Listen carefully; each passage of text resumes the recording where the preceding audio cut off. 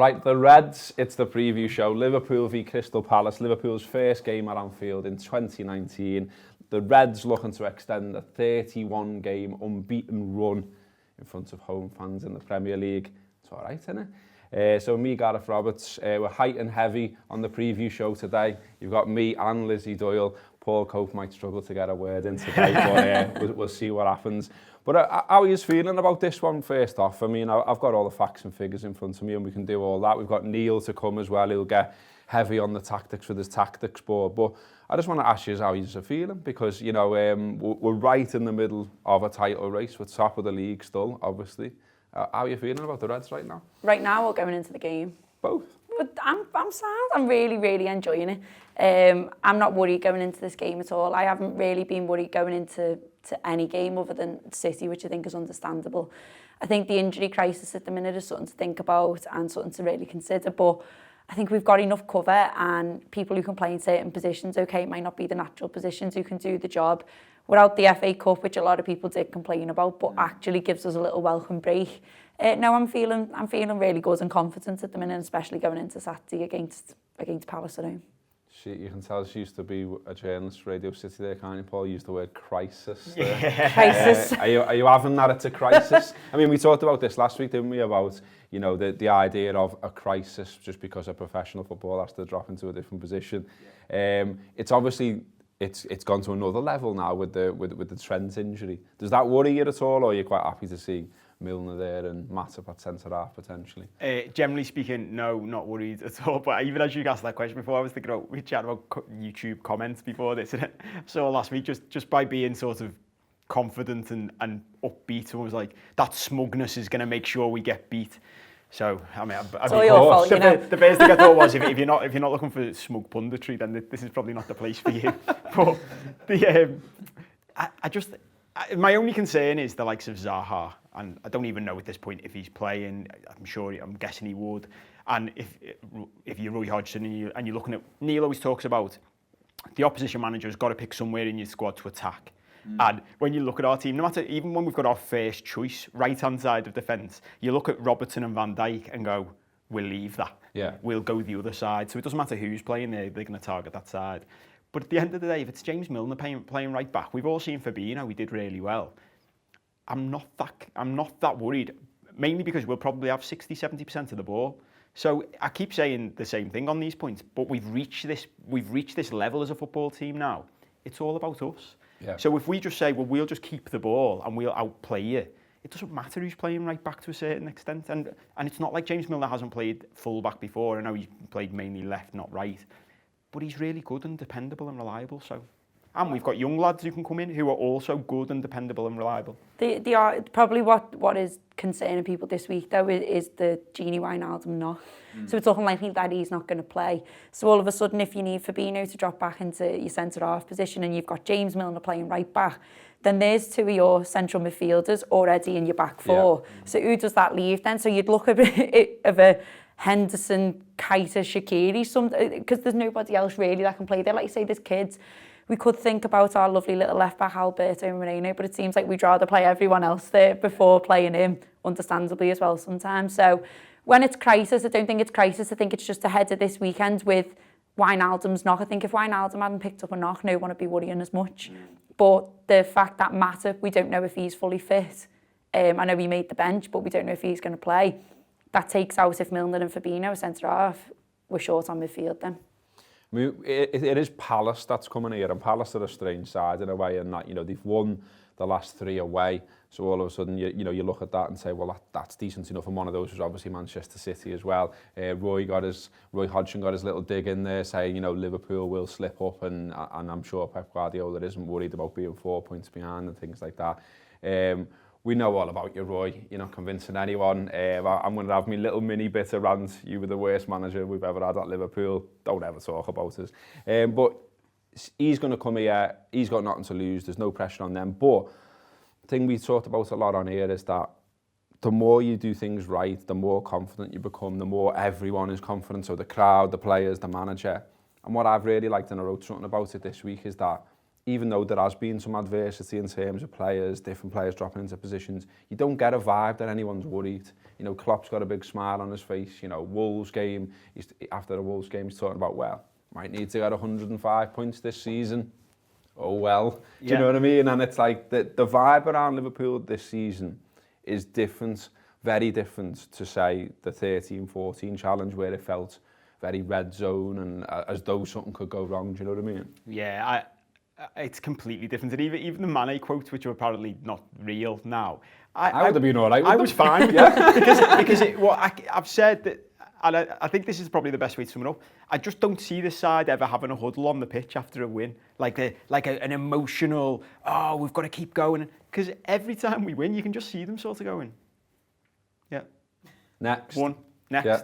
And I can imagine we had a drink after the Brighton game, me, you and Neil, we were talking about this, and we were even saying if we won the league, I can imagine it being very old school Liverpool, where it's like someone just goes around the dressing room and collects all the medals in, and Van Dijk's sort of going, yeah, next, I want to win the European Cup and win the league next year. This is just part of the process, and I just the squad oozes that at the moment. And the other thing about sort of crisis or injuries and all the rest of it, our fixture list is okay now.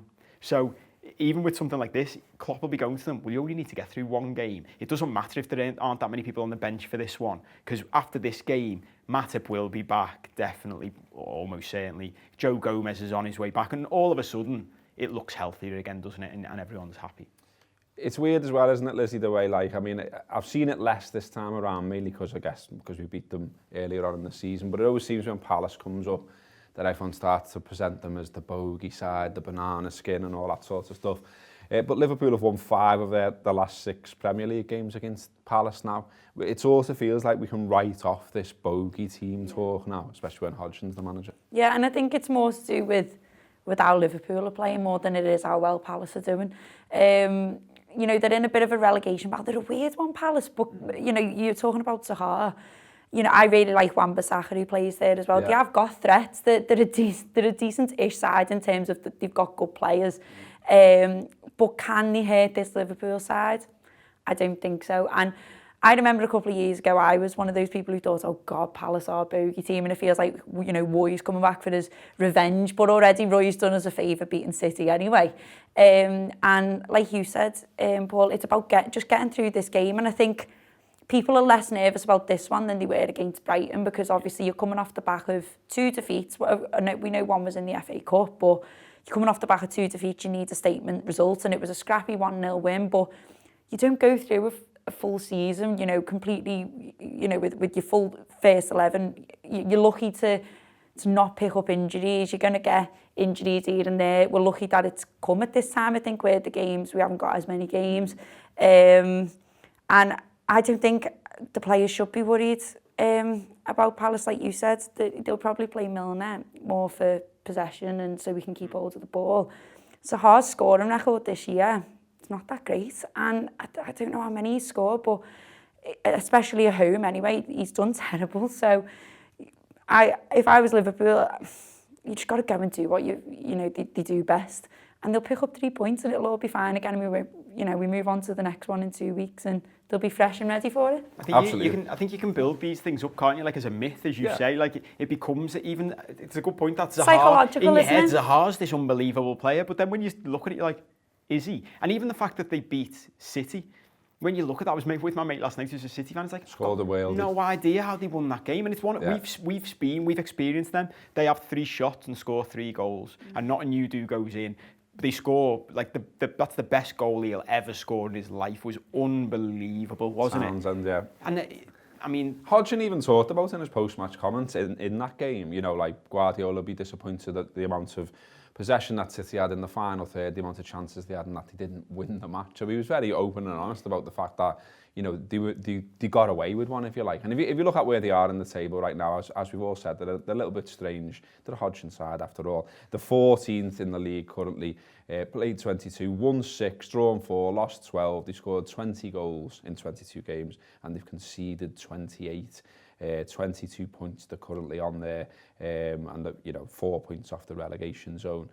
So you don't imagine knowing Hodgson that, you know, he will be targeting this match really as one he can get 3 points from. We know he does that from his time at Liverpool. He's very much the mathematician, working out where he can pick up points and where he can't, and what's a bonus and what isn't, and sets up accordingly. But let's see if Neil thinks Hodgson has changed since the Liverpool days. How might he set up? Will it be 2 banks of 4 by any chance, Roy? Let's see with Neil now in the tactics pod. Roy Hodgson's Crystal Palace come to Anfield with the highest number, more accurately, of clean sheets outside of the top 4 in the country. It's an impressive season from them from a defensive point of view, and it's been built on basically stability. Wan-Bissaka got sent off against Liverpool late on earlier in the season, but apart from that, he's played almost every minute of every game. Tompkins has been mostly available. He's only missed a couple of matches. Saka has made every minute of Premier League football this season, which is fascinating. We saw his injury record, and Van Aanholt has been a mainstay for them as well at left back. That will be the back 4 at Anfield. It most definitely will be.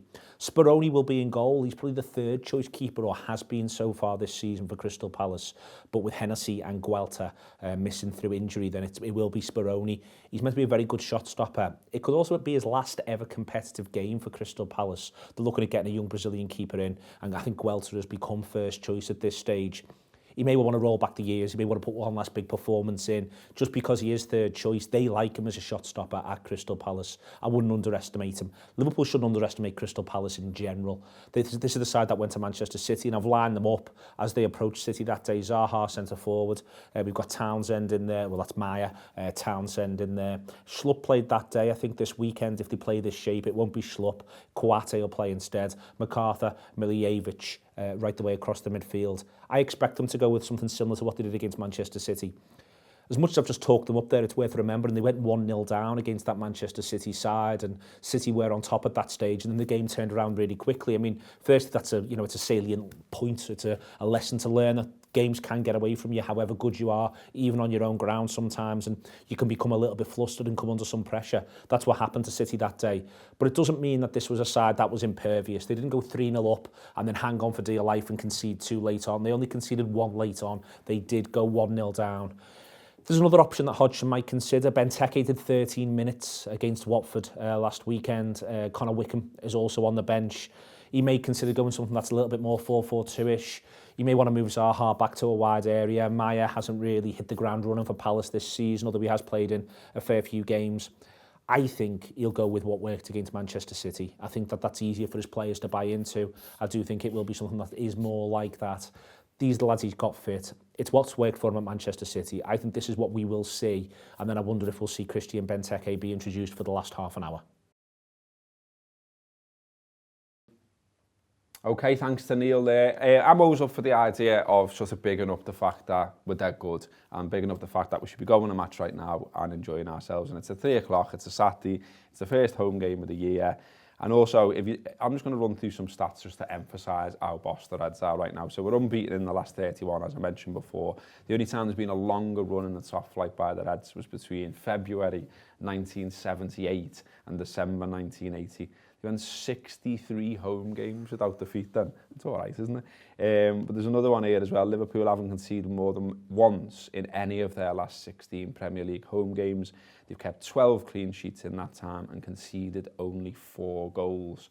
The odds as well are pretty ridiculous for this match as well. You can get 17-1 on Palace.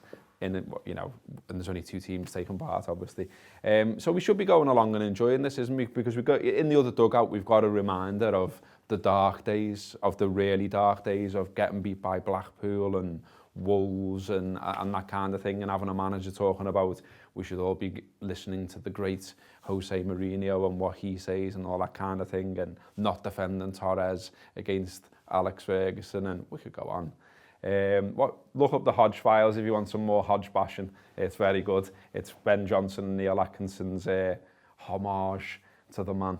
Anyway, so I'll stop going about Hodgson now, but go on. But we should be made up where we are and the team we've got, shouldn't we? Yeah, and it's hard to try to not take it too seriously because we're all so desperate to win the league. But like I'm just really trying my best every week to enjoy myself, and Liverpool are making that very, very easy for me. And I think it's telling that the fans go into it a bit nervous, but the team actually seem dead calm about it, and they're enjoying themselves, so why shouldn't we? They're giving us something to enjoy, and like you said, this is like something I've never known as a Liverpool fan. I've never seen a team as strong as this.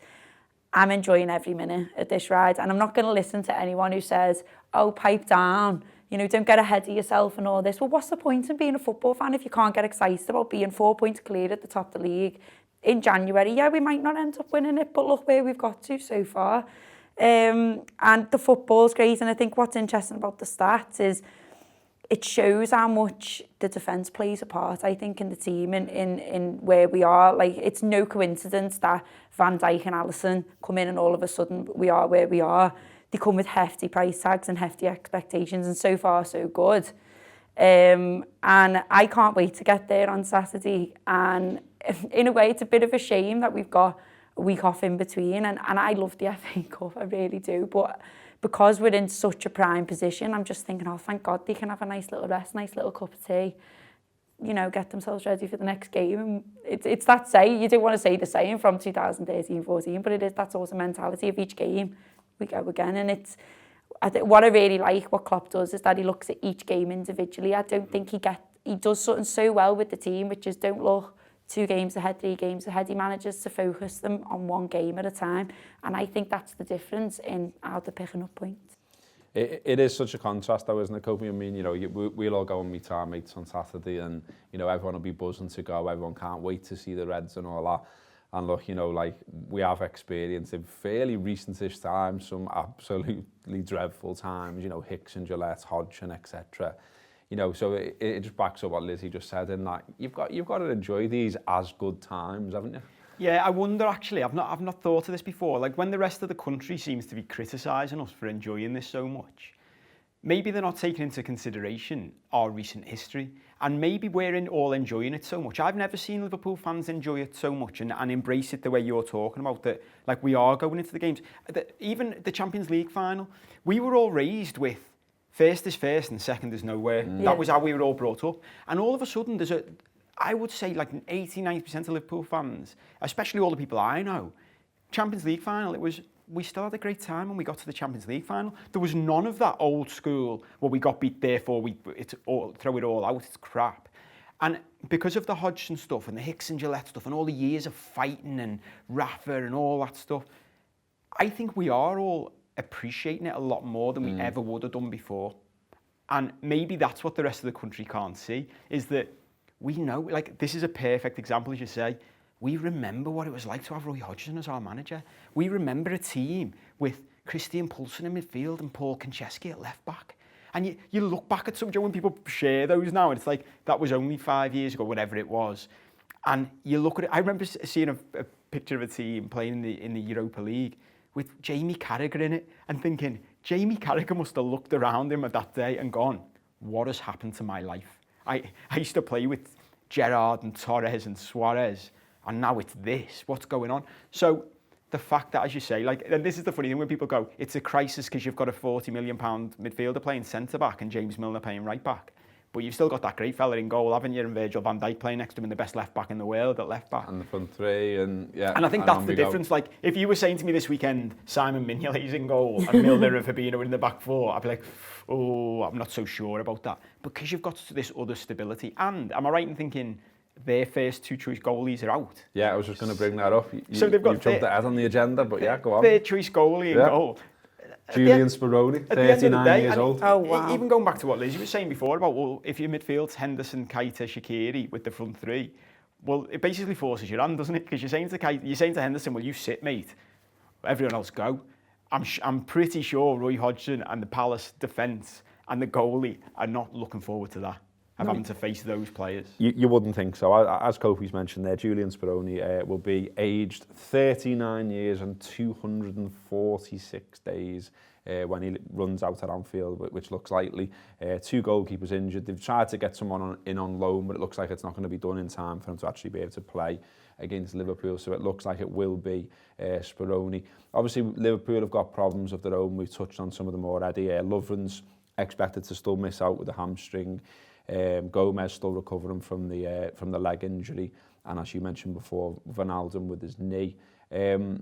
Trent Alexander-Arnold as well, expected to be out for 4 weeks. So what are you both expecting in terms of lineup then? Do you think it's pretty much as we've been discussing? I think with Matip on the bench the other week, I wouldn't be surprised if he starts Matip at home. I think if my mentality is, and I'm not a football manager, so I might be completely wrong, is if they're fit enough to be on the bench, they're fit enough to play. So I think Klopp as well will be very conscious of trying to get him back on the sides. He doesn't want Fabinho playing there. He wants him playing central midfield. But so I'm gonna go for Matip alongside Van Dijk. I think you're going to see Milner right back, Fabinho, Henderson, and then probably Shaqiri along with the front three. But if Matip doesn't make it, it's going to be Fabinho centre half, Milner right back, and then, like you say, force the hand. It's going to be a really attacking midfield. But if you're Liverpool, if you're Palace, which one's more afraid? I think it's Palace looking at us, even though we're the ones with all the injuries, and technically all they've got out is 2 keepers. But imagine from Keita upwards, all targeting this basically 40-odd-year-old fella. He's going to be terrified, isn't he? So, is there an argument, Kopi, for getting Keita into the starting lineup and having Shaqiri as your impact sub? Just because I know Shaqiri sort of didn't play well, and Keita didn't play well in his last time out. But at some point, we've got to get something out of him, haven't we? And you think it's in there. You hear the way Klopp speaks about him, and it sounds like in various ways he hasn't quite settled. But nevertheless, you've got to put him back in there. He's got to get back on the horse and learn the way and produce something. And the Palace game, the first game where we beat them 2-0. There's that lovely turn and the ball to Mo, isn't he? Which we were all pairing about, thinking, what a player we've got here. And he's not really kicked on. There's been little cameos, there's been little shots and moments and double megs, and he played well against Burnley. So is this a potential one where you could put him in and maybe hold Shaqiri back? Because he is good off the bench, Shaqiri, isn't he, if it's not going well? Yeah, I think it's really difficult, and I think the Naby Keita thing is a really interesting dilemma, because when you think about it, we're not hearing. Often what you get is when a new player's come in and they've been bought for a lot of money and they've not been introduced to the team yet, what you hear a lot of from the manager is they're great in training. They're doing great in training. It's just not right yet. They're doing great, and we're going to ease them in. There's not really any talk of that at all. So it would be really, really interesting to get Klopp's honest opinion, because it might be that he's looking at him in training and thinking, it's just not happening even there, and I can't risk putting you in from the start. My concern is, and this comes back to the Matip thing, and you'd like to think he will be fit, because if he was on the bench last week, he's had another week. If he's fit and Fabinho and Henderson can play in midfield as a 2, then I think there is more of an argument to say, sooner or later we've got to give him a go from the start. Because you saw him coming off the bench last week. I think he just looked like he was all over the place. Like, he gave a ball away pretty early on, which led to them having a chance. He's beating himself up about that pass to Mo as well, wasn't he? And I just think it's weird, this, because you talk about football at any level, and it's all relative. And people might say, well, you can't compare playing 5-a-side with your mates or playing 11-a-side on the park with Premier League footy. But I think you can to certain degrees, because it's all relative. You're playing with different levels of people.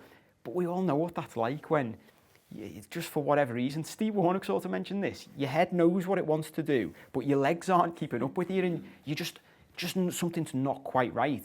And I just think sometimes it's just easier to go, I'm preparing to play the game, I'm playing from the start, I know what I'm doing, and I've got an hour. I know I've got an hour at least to try and do something and try and break into it. So I think I'm getting to a stage where I'd like to see that, because I think we're probably all of the opinion that he could be really important. If you can get him clicking into gear, you've got a league title push and a Champions League push.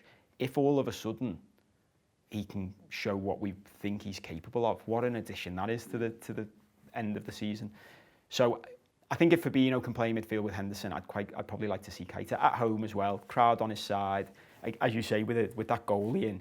And you can say to him, have some shots, mate. Like, a bit like Klopp clearly did with Chamberlain, saying to him, have some shots. That's what's great about Keita, I think, is he's not afraid to carry the ball. And I think sometimes, as much as we like Henderson, Milner, Gini, I thought at City when Keita come on at City, was it the City game? He come on and he basically, all of a sudden the play was a bit further up, it was a bit further forward, and you've got more chances he creates more chances. I think he's been losing the ball a little bit as well. I think he didn't have a great game against Wolves. But a lot of it probably comes down to confidence. And, you know, you look at someone, say, like Origi. Remember a couple of years ago before that terrible injury. He's not a whale beater, Origi, but look what a couple of games can do for confidence and how much he was scoring. You don't know if Keita just needs a little bit of a belief in him to start him rather than this pressure of coming off the bench and having an impact. We know Shaqiri can do it. Look at Man United. So maybe it's worth Klopp sort of saying, maybe what Keita actually needs is a little bit of an arm round him to go, you know what, we do believe in you. I'm going to start, yeah. Just do what you can do and we'll see how we get on. That might be what he needs because we know that he's talented. We know that it's there. It might just be that he needs a bit of confidence to get there. Well, we've discussed confidence in the past, and it's like this. It's like magic dust, isn't it? That it can just disappear, and all of a sudden it's gone. And how do you get it back? And you mentioned Crouch off air before, and I was thinking about Crouch as you're talking there. Remember when he started, and he just couldn't score a goal. And I think when you're in those runs as a footballer, you just need something to go your way. And it did. Crouch gets a goal, and then all of a sudden he's off. And something like that. And that's why maybe this is a good game in the context of the goalie who's playing for them. And I should say up front, actually, I know that Liverpool have played plenty of sort of second and third choice keepers before who have the game of their life. So there is the possibility of that, and I don't want to jinx us. But in the context that he needs something to go his way, home against a team that's towards the bottom of the league, you're going to have lots of the ball, you've got that goalie in.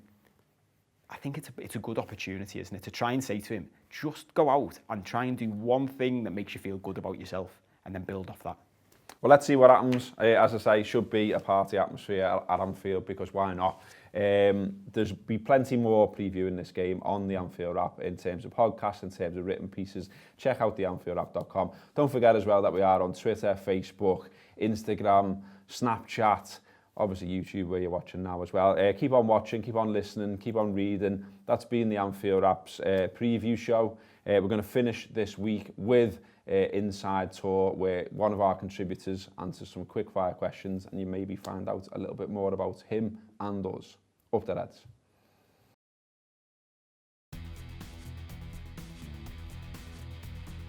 Best away. I've never really been one for aways because I basically worked Saturdays my entire life until recently.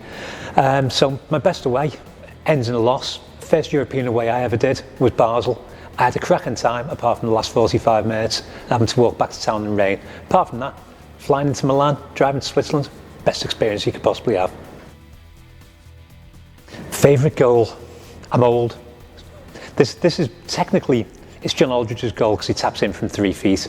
But in reality, as Carl Kopak said in his article about it a while back, it's Steve McMahon's goal. Steve McMahon chases a ball that's going out. He stops it on the touchline. He bounces off the advertising hoarding. He turns around, skins an Arsenal player, sticks it back into the penalty area, and we're 1-0 up against Arsenal. Absolutely fantastic goal. Moment of genius. It's one of those moments where you just don't give up. I'm a traditionalist when it comes to kits, so my favourite Liverpool kit would be, I think it's Kenny, 77-78, but I do have a weakness for the what was advertised at the time as the Paisley shirt to back ecru and graphite away kit, the Paddy Berger kit. My first ever match would be a game at Marine, a non-league, taken to Marine when I was about 5. I don't remember who I first saw Liverpool play. I think it might have been Bolton. It was a reserve game. It must have been 69-70 because I saw both Hunt and St John playing the same team. I think they were on the way back from injuries. I've got no recollection of it at all apart from the fact that I was there and I saw Hunt and St John play, so I'm really old. Funniest moment of a match? There's 2 here. One is Eric Meyer getting the ball full on in the face from a distance of about 3 yards like a rocket, shaking his head and walking off.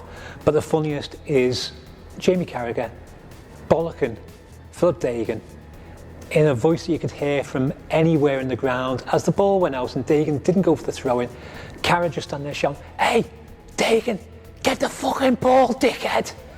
That's the funniest moment I've ever seen in a game. And pure bootle. Player I love to hate. I've never had a player that I love to hate at the time.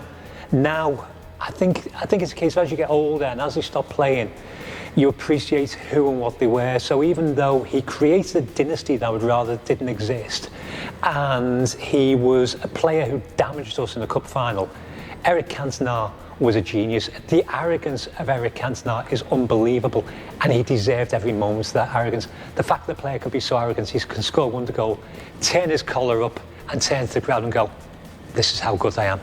I love Cantona for that kind of behaviour, but I wish he hadn't been against us.